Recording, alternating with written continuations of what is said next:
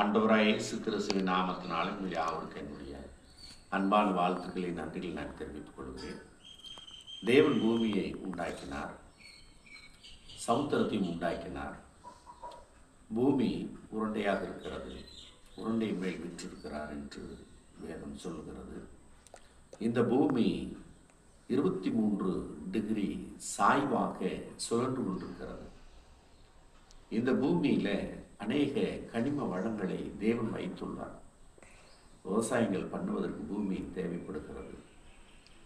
தங்கங்களை பூமியில் வெட்டி எடுக்கிறார்கள், நிலக்கரிகளை பூமியிலிருந்து எடுக்கிறார்கள் போன்ற கனிம வளங்களை தேவன் அற்புதமாக பூமியிலே வைத்திருக்கிறார்.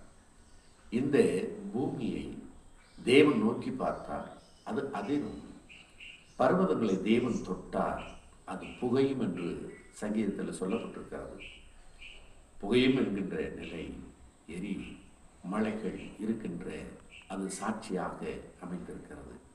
இந்த பூமியிலே மனுக்குளம் வாழ்வதற்கு எல்லா சீர்தோச நிலைகளையும் பூமிக்குள்ளே வைத்திருக்கிறார். பூமியின் ஆழங்களை என்று சொல்லப்பட்டிருக்கிறது. பூமி வெடிப்பு இருக்கிறது என்று வேதம் சொல்லுகிறது.